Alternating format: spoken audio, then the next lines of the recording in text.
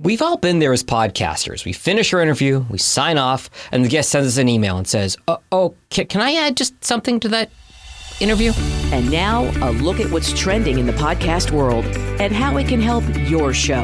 It's the Jag Show Podcast. What's important to remember in podcasting is that in most cases, this isn't hard-hitting gotcha journalism. We aren't out to get our guests or catch them with their pants down.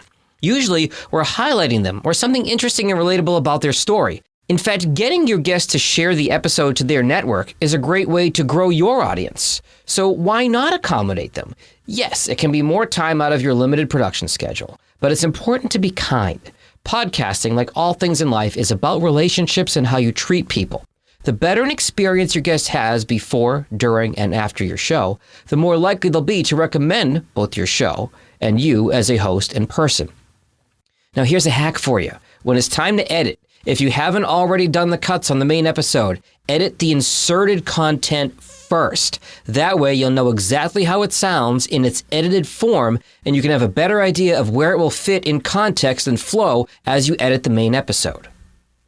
Of course, there'll be times where a production schedule does not allow for changes, or you may have a guest who is an unreasonable request. There are exceptions to every rule. But if you need some perspective, try being a guest on someone else's podcast. That's a lot more nerve-wracking, at least for me, than hosting. As a host, you have full control both before and after. But as a guest, you are at the mercy of the interviewer. So if possible, show a little kindness, and it can go a long way. Until next week, stay healthy and stay safe. And if you have any questions about podcasting, feel free to hit me up, jag@jagindetroit.com.